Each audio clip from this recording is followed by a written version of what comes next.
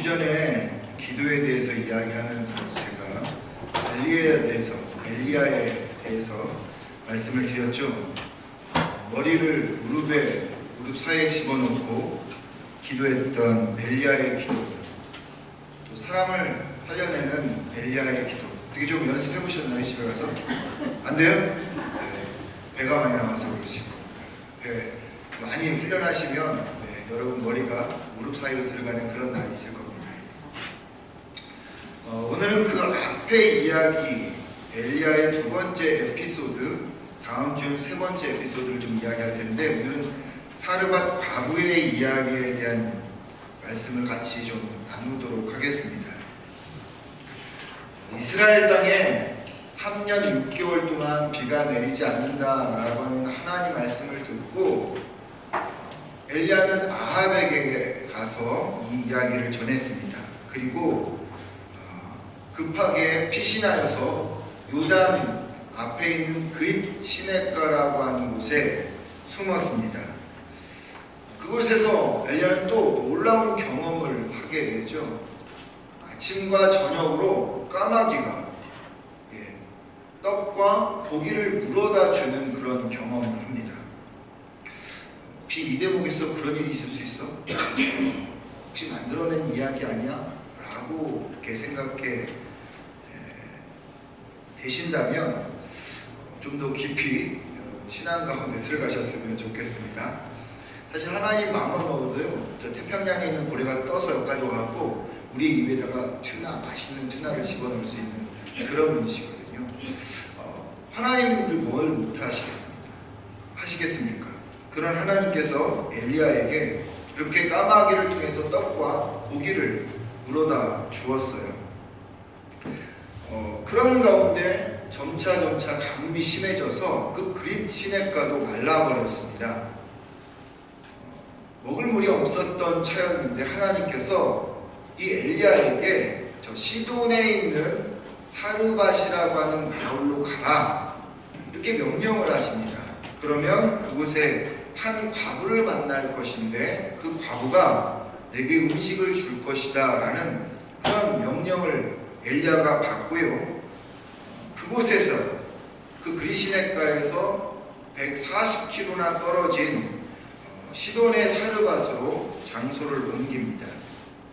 그곳에 갔는데 하나님의 말씀처럼 한 과부가 나무를 줍고 있었어요. 그녀에게 엘리야가 내가 지금 배고프니까 떡과 물을 좀 갖다 주십시오, 이렇게 요청을 합니다. 이 사르밧 과부가 이 이야기를 듣고 떡은 없고 통에 한 움큼 정도의 밀가루밖에 없는데, 더구나 그 밀가루와 기름 조금 있는데 그것은 나와 내 아이가 먹고 마지막에 양식이 되는 그런 음식입니다. 이 말은 무슨 얘기입니까? 누구한테 줄 수 있는 지금 상황이 아닙니다. 그런 이야기인 거죠. 만약 이 한 움큼의 밀가루를 가지고 떡을 만들어서 당신에게 주면 저와 우리 아이는 먹지도 못하고 굶어 죽게 됩니다 라는 그런 이야기인 거죠. 참 애절한 사연입니다. 그런데 이 엘리야가 눈치도 없이 계속 여인을 푸시해요. 그것을 가지고 가서 떡을 만들어서 나를 먹여달라, 그리고 너희 아이를 먹여라, 이렇게 이야기를 합니다. 이쯤 되면 거절할 만도 하죠. 근데 이 여인은 엘리야의 말을 그대로 듣습니다. 그랬더니 엘리야의 예언대로 그 가정에 밀가루와 기름이 떨어지지 않는 기적이 일어나죠. 오늘 이야기를 이렇게 쭉 읽다 보면요, 이 열왕기상 17장을 읽다 보면 마치 하나님께서 하나님의 사람, 머리를 무릎 사이에 집어넣을 정도로 그렇게 기도했던 이 엘리야를 어떻게 인도하시는지, 참 하나님은 선하게 인도하시는구나 라고 생각할 수 있는 그런 이야기로 들립니다. 혹은 이 엘리야에게 아무런 대꾸 없이 가서 떡을 만들어 왔던 이 여인의 순종에 대해서 이야기하는 것 같기도 합니다. 그런데 여러분, 이 말씀을 읽으면 읽을수록 이 이야기에서 아주 심오한 메시지가 우리에게 전달되고 있다는 사실을 우리는 오늘 이 시간을 통해서 좀 함께 살펴보려고 합니다. 먼저 오늘의 이야기가 아합에게 피난시키고 아합에게서 피난시키고 그리고 그리시네가에서 까마귀를 통해서 양식을 허락하시고 그리시네가 마르자 또 시돈의 사르밧으로 옮겨 도우시는 이런 장면들을 보면서 오늘의 이야기가 엘리야에게 초점이 맞춰져 있구나 라고 생각할 수가 있는 것 같지만 실상은 여인에게 초점을 맞추고 있는 이야기다 라고 하는 것입니다. 그리고 실상은 더 깊이 들어가면 그것은 사르밧의 이야기, 과거의 이야기가 아니라 오늘 나에게 주신 하나님의 말씀이다라는 것을 우리가 알게 되어지는 것이죠. 그렇다면 여러분, 왜 기도의 사람, 하나님의 사람, 이 엘리야가 아니라 먼저 사르밧 과부의 이 말씀이 초점이 맞춰져 있을까요? 여기서 다시 한번 생각해 봐야 할 것은요, 당시에 많은 지역이 있었잖아요. 여러 지역이 있었는데 지난주에 말씀드렸던 가버나움도 있었고 예루살렘도 있었고 여러 지역이 있었는데 왜 하필 사르밧이라고 하는 지역으로 하나님께서 엘리야를 보내셨을까요? 그리고 왜 많은 사람들 중에 왜 과부, 위도우라고 하죠. 왜 과부에게 이 엘리야를 보냈을까요? 왜 하나님은 하필 사르밧을 선택하고 왜 하필 무명의 과부를 선택했을까? 여러분, 이 실마리를 제공해주는 단초가 실마리가 크루가 시돈의 사르밧이라고 하는 그런 지역입니다. 시돈의 사르밧, 시돈 지역에 있던 마을 사르밧이라는 뜻인데 말씀드렸던 것처럼 요단강가에서 140km 떨어진 저 북쪽에 위치한 곳입니다. 이스라엘의 북쪽에 위치한 곳인데요. 이스라엘 국경과 마주했던 곳입니다. 이 말은 이스라엘 땅이 아니라는 것입니다. 이스라엘 땅이 아니면 이방 땅인 거죠. 유대인들에게 있어서는 이방 땅을 말하는 것입니다. 그 안에 사르밧이라고 하는 마을이 있었어요. 신약 성경에서는 사렙다라는 말로 번역이 되어져 있는데 사르밧이라고 하는 것은 염색하다라는 것입니다. 네, 머리를 염색하다, 옷감을 염색하다는 그런 염색하다라는 것으로 이 사르밧이라고 하는 동네는요, 염색 산업이 발달했던 곳입니다. 그리고 시돈이라는 지역은 북쪽 이스라엘 쪽에 지중해에 붙어있는 바닷가에 위치한 나라였기 때문에 이 많은 무역상들이 왔다 갔다 하는 그런 산업이 발달한, 그러니까 이런 염색 산업이 발달했던 곳입니다. 여러분, 이 해상무역이 발달하면 문화들이 유입이 자주 되죠. 그런데 그러다 보니까 이 시돈 땅에는 다른 나라의 그런 문화들이 많이 유입이 됐습니다. 특별히 무엇이 많이 유입이 됐냐면 우상들이 많이 유입이 되었어요. 그래서 이 시돈의 대표적인 우상이 바알입니다. 바알 신이 이 시돈의 우상의 본거지가 바알 신의 본거지가 시돈이었고, 이 시돈에서 가장 유명한 사람이 나오는데 누구냐면 악으로 대표되는 이세벨이라고 하는 아합 부인 여왕인 이세벨이 이 시돈 사람입니다. 어렸을 때부터 그러니까 이 이세벨은 무엇에 영향을 받고 자랐을까요? 네, 바알의 우상에. 그래서 여러분, 이 이세벨의 아버지는 엣바알이라는 이름을 가지고 있습니다. 바알을 섬기다라는 뜻입니다. 그러니까 왕이었던 이 이세벨의 아버지는 그냥 삶 자체가 바알을 섬기는 그런 왕이었던 거죠. 그 시돈 땅, 그곳에서 이세벨이 아합에게 시집옵니다. 나중에 요한계시록에 대표적인 악한 음녀를 가리킬 때 무엇을 말합니까? 이세벨이라고 하는 여인을 등장시킵니다. 이처럼 여러분, 이 시돈 땅은요, 우상의 본거지였어요. 바알의 본거지였다고 하는 것입니다. 그 이방 땅이고 바알의 본거지인 그곳에 누구를 보내신 거예요? 지금 하나님께서 엘리야를 보내신 겁니다. 사실 여러분, 엘리야가 누구를 피해 도망다니고 있는 줄 아십니까? 아합 왕을 피해 도망다니고 있습니다. 아합 왕은 바알을 섬겼던 신, 그 바알을 섬겼던 이 왕이었고, 이로 인해서 이스라엘 백성들이 이제 큰 어려움에 직면하게 했던 그런 왕이었는데, 그 아합이 이제 섬기던 바알의 본거지였던 시돈 땅으로 하나님께서 보내시는 거예요. 왜 다른 곳도 많은데 왜 우상의 본거지로 그것을 보내느냐는 거죠. 근데 중요한 것은 여러분, 그 상황에서도 엘리야는 한마디 반문도 없이, 엘리야가 그 시돈 땅이 우상의 본거지인지를 몰랐겠습니까? 다 알았겠죠. 그런데도 불구하고 한마디 반문 없이 그 시돈 땅으로 갑니다. 그래서 거기서 한 과부를 만나죠. 여러분, 과부는요, 이스라엘 민족에게 있어서 극빈자 중에 세 부류 중에 들어가는 사람입니다.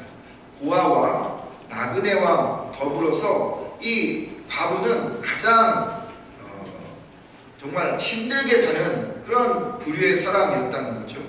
더군다나 3년 6개월 동안 비가 내리지 않아서 더 이상 먹을 것이 없는 상황입니다. 가진 것이라고는 고작 한 움큼의 그런 밀가루와 작은 기름뿐이라는 거죠.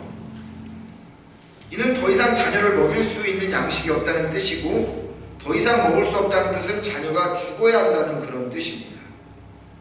여러분, 어느 부모가 자녀가 죽는 것을 보고만 있을 수 있습니까?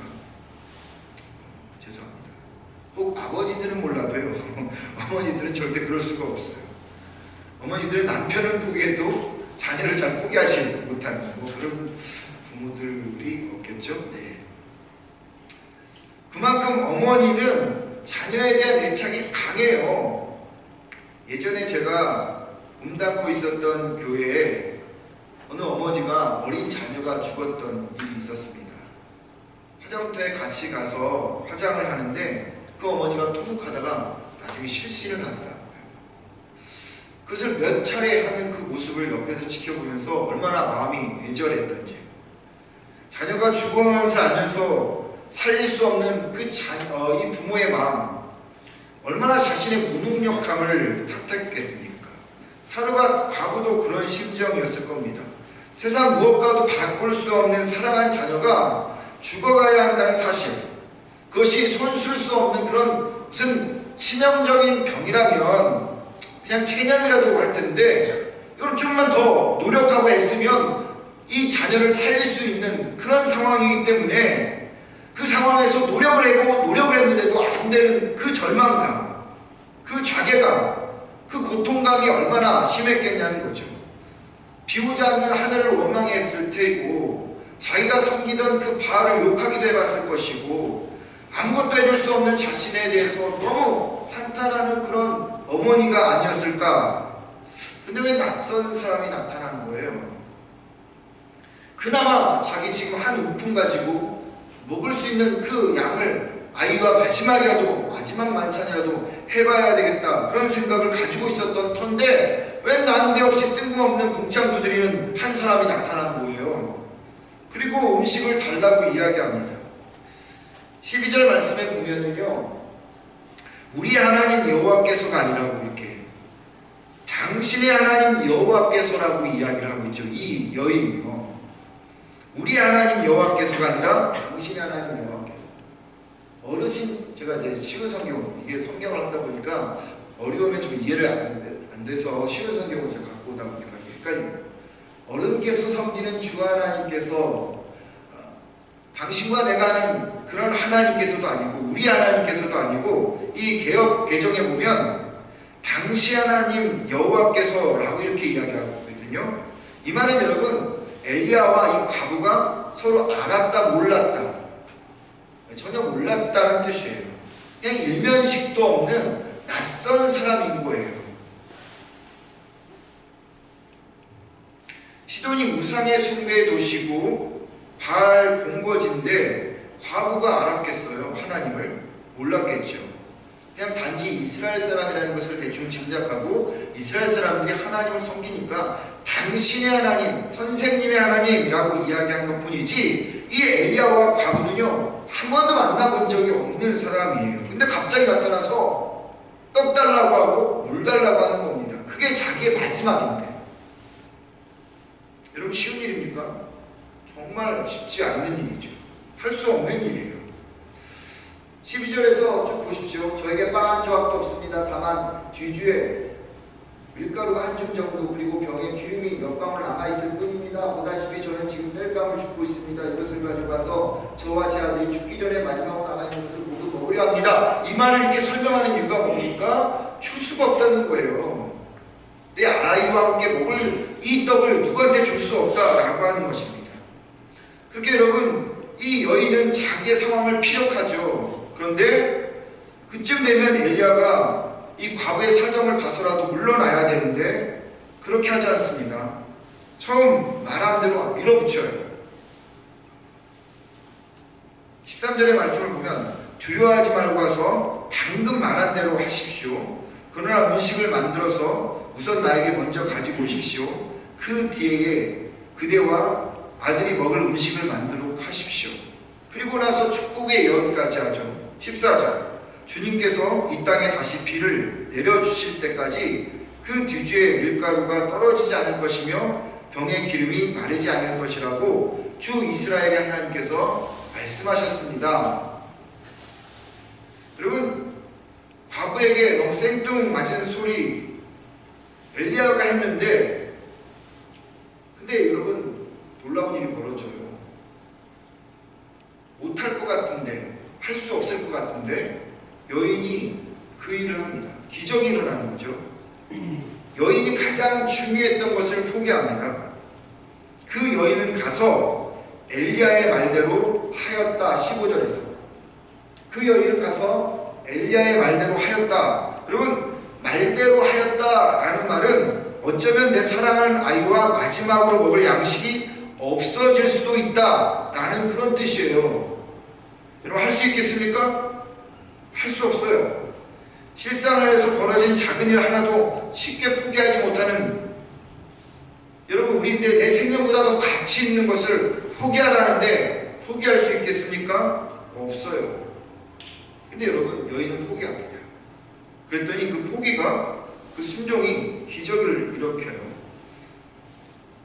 15절 16절, 과연 그 여인과 엘리야와 그 여인의 식구가 여러 날 동안 먹었지만 뒤주에, 이 발음 참 잘해야 되겠어요. 뒤주에 밀가루가 떨어지지 않고 병의 기름도 마르지 않았다. 주님께서 엘리야를 시켜서 하신 주님의 말씀대로 되었다라고 여기서 말합니다.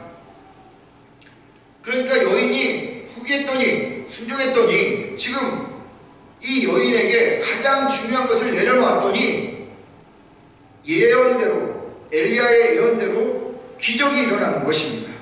근데 여러분, 이 기적으로 이 여인과 아이만 살아난 줄 아십니까? 여기서 15절에 그 여인의 식구가 라고 되어 있죠. 여인의 식구라고 하는 이 식구는 헬라어의 원문, 히브리어 원문에 보면 권속이라는 말이에요. 여러 식구들이라는 것입니다. 쉽게 말하면 이 여인의 식구들은 아이와 자기만을 가리키는 것이 아니라 일가 친척들을 가리키는 것입니다.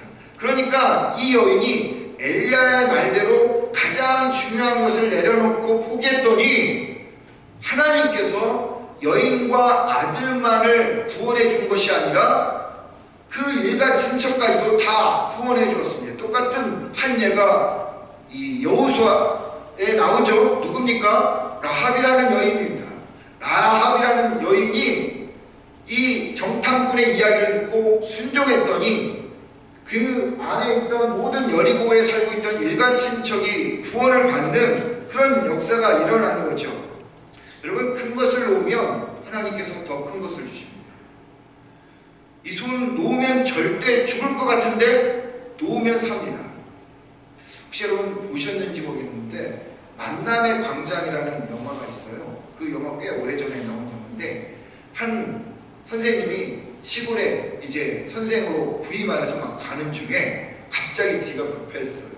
그래갖고 후다닥 습속으로 들어갔습니다. 이를 다 보고 나오려는 순간 자기 발에 뭐가 걸린 것을 느꼈어요. 직감적으로. 쥐레였습니다. 그리고 이렇게 돌아보니까 쥐레막, 적금 금지, 이게 쭉 써져 있는 거예요. 알고 봤더니 자기가 쥐레를 밟고 있었던 것입니다. 뛰면 죽는다는 것을 안 이 선생님은 그 다음부터 그 상황에서 누구 없어요 살려주십시오 하면서 완전히 얼굴이 초췌해지면서 막 점점 거지처럼 되어가는 그런 내용. 절망하고 막 기도도 합니다. 하나님 살려주십시오. 욕도 하고 별의별 일 다 하다가 지쳐가지고 한 일주일 넘고 뭐 이렇게 하다 보니까 완전히 거지가 되는 상황 속에서 이 사람이 체념합니다. 그러다가 툭 옆으로 넘어졌는데 고장난실이었습니다.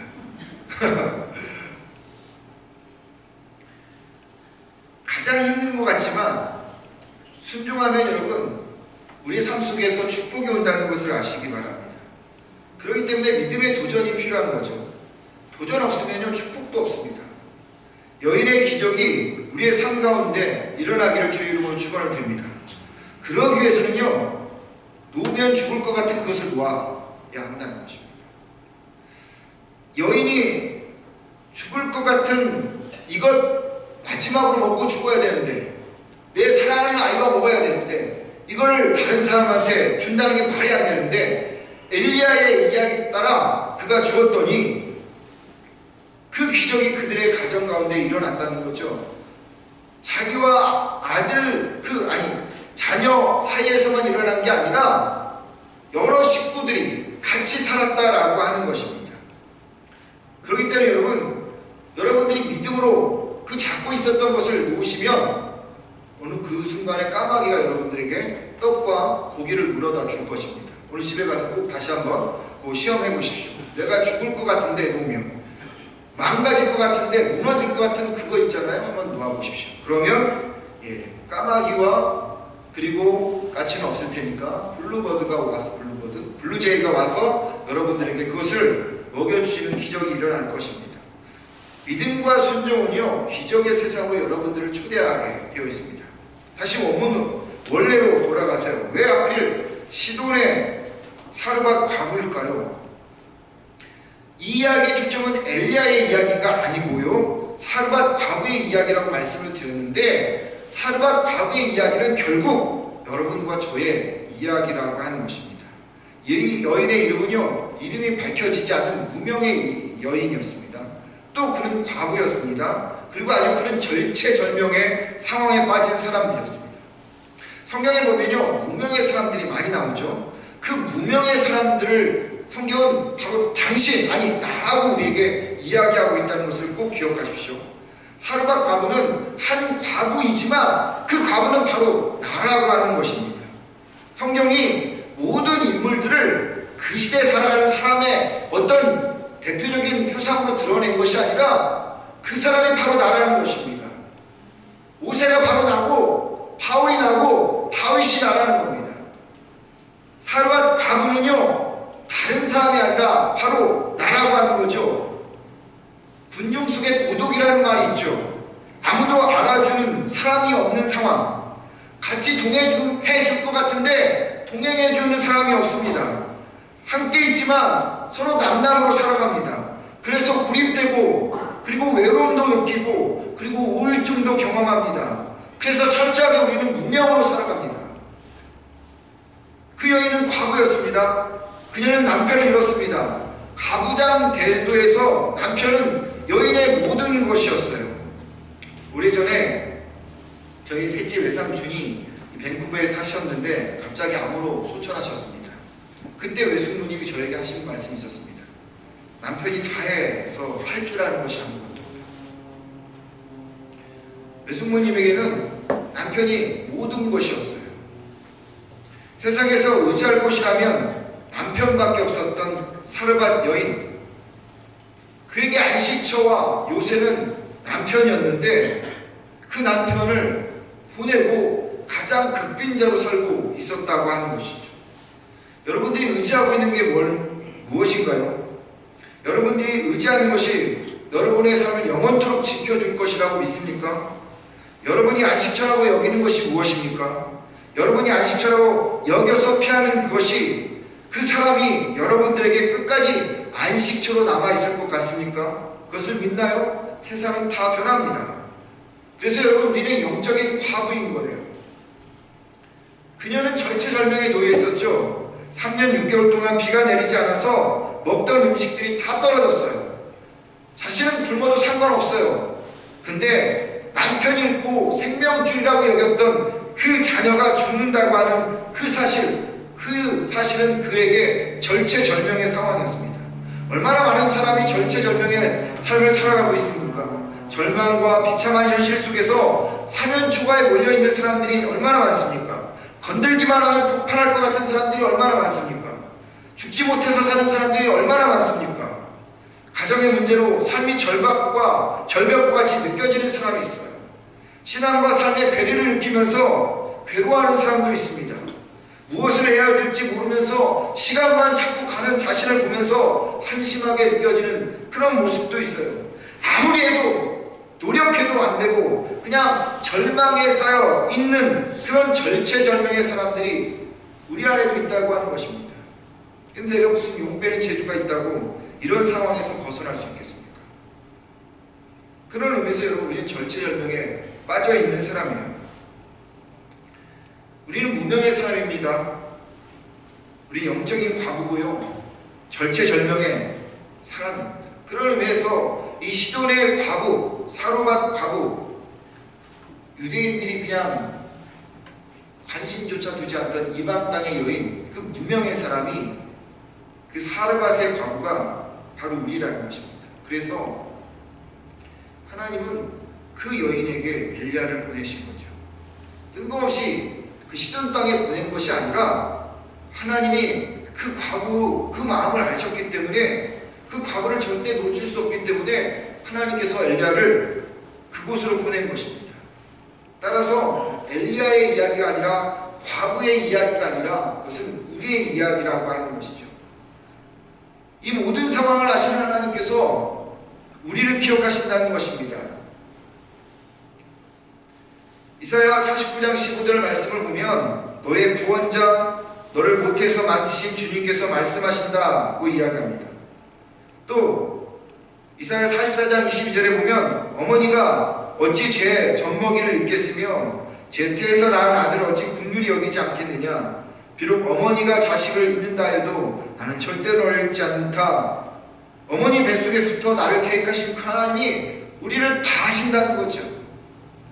무명의 우리가, 절체절명의 우리가 영적으로 과부되어 살아가는 우리에게 하나님은 아셔서 하나님은 모든 것을 계획하시고 주신다라고 하는 것입니다. 예전에도 한번 제가 불러본 노래인데요, 조항훈 목사님이 불렀던 내 아픔 아시는 당신께라는 노래 있잖아요. 어둠을 헤치는 세월은 말없이 흘러만 가는데 지나간 시간이 서러워 한없이 눈물만 흐르네. 그러던 어느 날 사람을 만났네. 누구도 느낄 수 없는 내 아픔 아시는 주님께. 이게 원래 당신께인데요, 제가 바꿨습니다. 주님께 내 모든 사랑 드려요. 이 눈물 보시는 주님에게 내 마음 드려요. 이렇게 부르는 거예요. 내 아픔 아시는 주님께 내 모든 사랑 드려요. 이 눈물 보시는 주님에게 내 마음 드려요. 이 조항훈 목사님께서 만들었던, 예전에 불렀던 노래인데요, 하나님은요 내가 당하는 이 아픔을 모르실 것 같죠? 다 아십니다. 내 아픔, 내 눈물, 이 모든 것을 아시는 하나님. 그래서 사르밧 과부에게 엘리야를 보내셨어요. 내가 네 모든 것을 다 한다. 그 하나님께서 우리의 눈물을 아시고 우리의 마음을 아셔서 네가 무명인 자고 네가 과부이고 네가 절체절명에 있는 사람이라는 것을 알게 내가 너에게 엘리야를 보낸다고 이야기합니다. 그 엘리야가 누굽니까? 예수 그리스도입니다. 여러분, 이 사르밧 과부를 보면서 문득 어떤 장면이 떠오르시나요? 어떤 장면이 문득 오버랩이 되십니까? 신약의 어떤 장면, 성경을 꼭 가서 오늘 읽어보시면 좋겠습니다. 요한복음 4장의 이야기를 기억하시면 좋겠습니다. 요한복음 4장에 보면 예수님이 사마리아 여인을 만나는 장면입니다. 너무 흡사하지 않나요? 이 이야기를 모르시는가요? 아시면 이 이야기가 너무, 엘리야가 사르밧 과부를 찾아갔던 이야기와 예수님께서 사마리아 여인을 찾아갔던 이야기가 너무 똑같아요. 없었어요. 그는 6명까지 있었다가 다 가르치웠습니다. 7번째 찾고 있는 중이에요. 그는 물이 필요했습니다. 그래서 물을 기르러 나왔습니다. 그는 유대인들이 너무 싫어했던 사마리아에 살고 있었습니다. 심지어 동족에게도 버림받고 있었던 여인이었습니다. 그 여인에게 예수님께서 찾아가셔서 나는 너에게 생명의 떡이라고 이야기하십니다. 사마리아 여인은 예수님을 만나기 전까지 매일매일 떡을 먹어야 했습니다. 그는 하루 먹고 얼없어지는 그 떡을 먹으면서 갈급해 있었습니다. 그런데 예수님께서 그에게 찾아가서 내가 생명의 떡이라고 말씀하신 것입니다. 여러분, 그 여인에게 안식처는 남편이었습니다. 의지하는 사람은 남편이었습니다. 그의 영적인 갈급함과 갈증을 채워줄 완벽한 영적인 그 남편을 찾고 있었는데 6번째 지나고 마지막 7번째, 성경에서 7번째는 뭡니까? 완벽 퍼펙트를 이야기하는 것입니다. 그래서 여러분 7일을 이야기하는 거죠. 6번째까지 하나님께서 창조하시고 7일째 쉬신 거죠. 마찬가지입니다. 하나님께서 예수님을 통해서 너의 남편은 6번째까지가 아니라 마지막 7번째 그 남편이 누구라고요? 예수 그리스도라고 이야기하고 있는 것입니다. 네 앞에 있는 사마리아 그 여인 앞에 있는 내 이 남편이 진짜 남편이다라고, 너의 목마름을 채워줄 진정한 남편이라고, 너의 안식처와 너의 영원한 그런 요새가 되시는 분이 예수님이라고 사마리아 여인에게 예수님께서 말합니다. 사르밧 여인도 과부였습니다. 그의 안식처, 그의 의지가 필요했어요. 근데 여러분 누구를 만납니까? 엘리야를 만납니다. 그 엘리야를 통해서 이 여인에게 하나님을 증거하고 있는 거죠. 물론 이 엘리야가 남편이라는 얘기는 아니에요. 근데 이 엘리야를 통해서 지금 하나님은 무엇을 이야기하고 있습니까? 니들이 그렇게 싫어하는 유대인들에게, 니들이 그렇게 싫어하는 이방인들조차도 나는 관심 있어. 그 과부가 죽어가는데 그 아이가 죽어가는 그 과부를 내가 절대 잊지 않는다 라고 이야기를 하고 있는 거죠. 즉 복음이 유대인을 떠나서 이방인으로 넘어가는 이야기를 지금 하고 있는 거예요. 여러분, 이 여인은 철저한 무명한 자였습니다. 그가 하나님을 만났더니 어떻게 되었습니까? 고린도후서 6장 9절에 바울이 이렇게 이야기합니다.